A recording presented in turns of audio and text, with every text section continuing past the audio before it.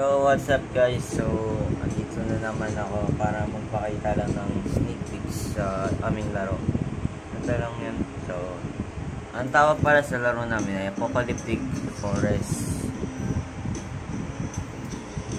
So ang gawin nyo po dito, itatakas po kayo sa forest na punong-puno ng zombie at horror things, ganun. So papakita ko sa inyo. Ito pa lang yung progress namin ngayon. Yung ginawa namin kahapon is yung mismong laro, like yung loob ng laro kasi ngayon maglalaro mismo. So ito guys, makikita nyo naman dito. Ayan o, may pating pa dun kasi maglalagay rin kami ng mga pating dyan kasi forest nga guys. So hindi pa kami naglalagay ng, onti pa lang yung nalalagay namin puno dito. So ayan o, makikita nyo naman guys na na may mga sira-sira rin mga bagay dito. Yun, may mga sandalo doon. Ito po yung buong map pa lang, pero i-upgrade po namin yan. Gagawa kami ng sariling map sigurado. Hindi po kasi pwedeng kuha na. Ito kasi yung first idea namin. Okay, ito yung first idea namin. So hindi ko alam kung paano dadagdagan ito ng ng main developer kasi lang ako, taga sketch design na ako. Okay, taga design ng mga bagay-bagay. Katulad nung pinakita ko sa story, yung zombie. Okay, so ganun lang ako. So hindi pa tayo pwede magpakita ng medyo dito ng mga bagay-bagay dito kasi mayroong mga nakatagong bagay dito para sa mga para sa laro namin. So yun lang muna guys. See you bukas or mamaya kasi meron pa akong vlog para dito.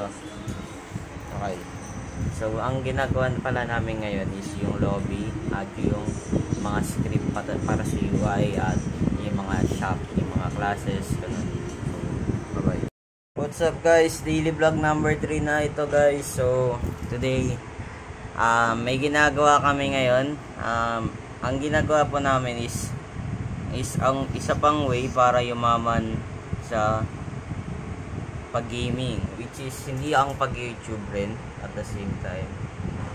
Ito yung paggawa ng mismong laro sa Roblox. So papakita ko muna sa inyo yung progress namin dito.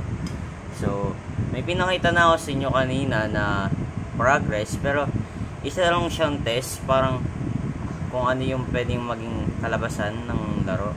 Pero hindi po siya yung technical na laro. So ito po yung ginagawa namin ngayon. Ito nga guys, makikita nyo naman. So nag-aayos tayo dito ng lobby. Pero nagpaplano pa kami dito kung anong ilalagay namin. Yung mga UI, yung mga ganon. Hindi pa, tulog pa kasi yung isang developer. So kailangan pa namin na magano. So may tutulong rin yung tester namin dito mamaya. So okay, so ganun. So magse-search daw ako ng teleporter box sa Roblox. So ang ginagawa po kasi ng teleporter box is para maka-teleport po kayo doon sa mismong game, which is yung mga ginagawa ng Dead Rails, yung mga anime rails, ganun. Sorry. So eto nga guys, so ilalagay ko lang ito. So yes, hindi ko alam kung ito ba yun.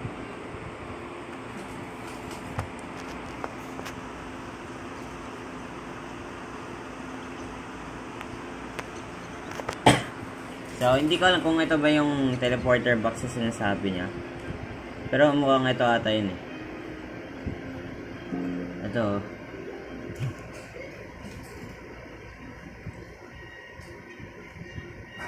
hindi niya ba nakikita? Iglag guys Guys, so hindi pala ito yung teleporter box na sinasabi nito. So i-delete natin, saglit lang. Paano ba mag-delete dito guys? Hindi kasi hindi talaga ako marunong gumamit ng Roblox Studio. So itatry ko muna kung gumagana ba. So ito, papakita ko sa inyo. So ito, nandito ako sa lobby ngayon.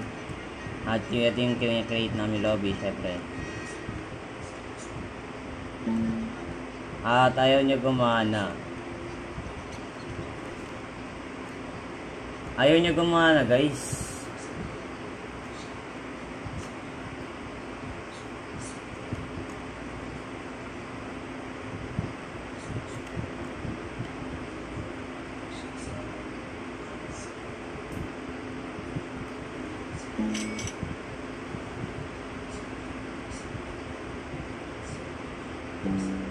So parang mali talaga yung nalagay ko. So tingnan natin. Tayo natin yung message. Right now, ina-upload ko pa yung isa kong vlog sa sa channel ko ngayon, sa vlogging channel. Pa-subscribe na lang, guys. So wait lang, nalobat na lang pala ako. So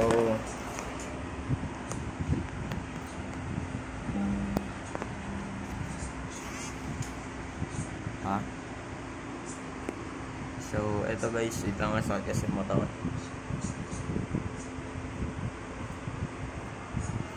So, ito nga guys, so, inintay ko muna siya mag-ayos ng team. Medyo matagal pa release date nito guys, kaya wait lang. Ayun na lang muna siguro guys, so, see you bukas or later. So, ayun lang. Bye-bye. Subscribe kayo guys. So, what's up guys? So, ito na yung 4th daily vlog natin. So, today guys, merong may ginagawa kami ngayon. So, ngayon ko lang rin to na-discover. At ganito pala sila gumagawa ng mga LAN sa mga Roblox game. Okay. So what's up guys? So today ito na po ang 4th daily vlog natin. 4th na. So today meron kaming ginagawang may na-discover ako na bagay para dito sa lobby namin. So ngayon ko na ito na-discover at buti may magiging malaking tulong po ang aking XP pen dito. Kung hindi nyo po alam, meron po akong XP pen dito sa amin. So, papakita ko sa inyo guys. So, ganito yung nakita ko na mechanics sa Roblox. Buti nilagay nila to. Kung hindi, mahirapan talaga kami gumawa ng sariling island. So, nakita nyo nga po. So, wala tayo sa desk ko ngayon. So, andito tayo ngayon sa lobby namin, sa ginagawa namin. So, teka lang guys, ayusin ko lang to. Kasi tatanggalin ko muna itong mga bagay na to. So, magba-backspace lang tayo. So, makikita nyo nga po. So, dito, meron po tayong edit na tinatawag dito. So, tapos meron pong draw dito. Okay, so, pag naglagay kayo ng draw, diba guys? Grabe. At hindi lang po, hindi lang land ang pwede nyo ilagay. Pwede rin kayo maglagay ng tubig. Actually, ayun o. So, ito yung tubig, sigurado. Ayun o. So, yun yung tubig. Pero kung gusto nyo tanggalin, kasi nga nagkamali kayo, ganito lang. So, gagamit kayo ng smooth. Ayan o, isi-smoothin nyo lang siya, tapos hanggang mawala siya. Ayan o. So, ang hirap kasi talaga maggawa na Roblox game. Pero, we will try our best to do it. Okay. So, papakita ko. So, ito, nandito yung YouTube natin kasi nag-aaral rin ako paano gawin yung mga teleporters. Tapos nag-aaral rin ako ng mga script. Kung napapansin nyo, bakit may naririnig po kami sa background? Ano po yun? So, ito po ngayon ay grow a garden. Ayan o. Papansin nyo nga dyan po yung mga kaibigan ko ngayon. Online sila ngayon.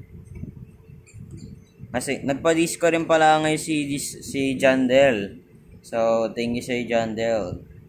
So, ito yung araw bago yung update, which is bukas. So, magla-live rin tayo dun bukas. Mag-vlog rin tayo. So, yun nga guys. So, punta na ulit tayo sa Roblox Studio kasi gagawin na natin to. So, kaya ako nasabi may malaking tulong ang aking XP pen dito. Dahil, papakita ko muna sa inyo. So, wait lang. Kukunin ko lang yung XP pen ko saglit.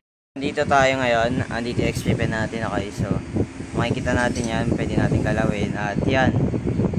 Papansin nga natin, pwede tayo mag-drawing ng kahit ano. So, yan. Pwede tayo gumanalan. Tapos, kukuha tayo ng smoother para i-delete natin. So, yan guys. Grabe oh.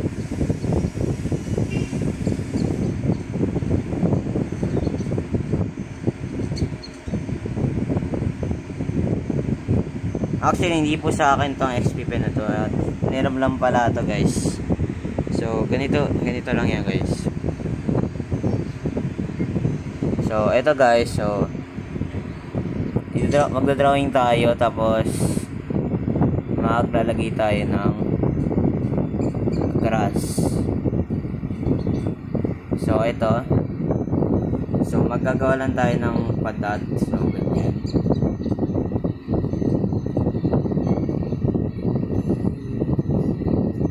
Nalagyan natin siya ng mga bundok-bundok. Ayan guys. So, ito yung POV ng ating camera dito. So, ayan so, pwede natin siya gawa ng mga bagay. So, wait lang. Gagalawin ko lang saglit yung camera ko. Ginagalaw ko yan para maayos natin na maayos. So, ito guys. Ayan yung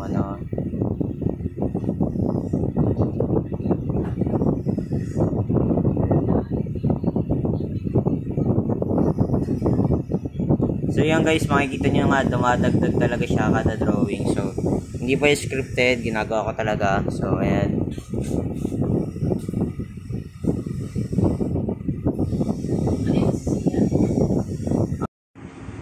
So ito nga guys,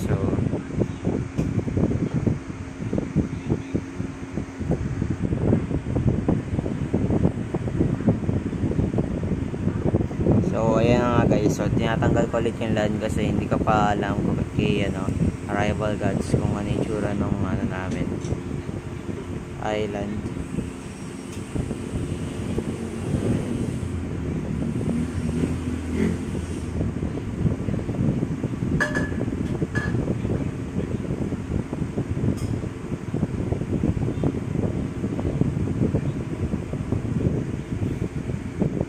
So, just to testing.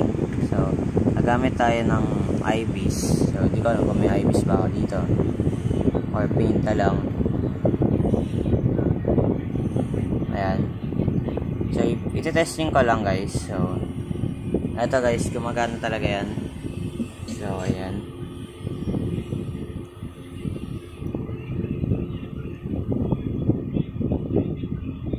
Hindi kasi ako marunong sa check ko muna ako kung nag-ano ba ito. So, para ilagay ko dito. So, ayan guys. Napakita ko sa inyo. Gumagana talaga yan. 100%. So, nawawala talaga yung pagkagaling ko sa drawing pag nag-ano na ako. Ayan o. So, hindi talaga bagay sa akin ang So, yun lang guys. See you in the next vlog.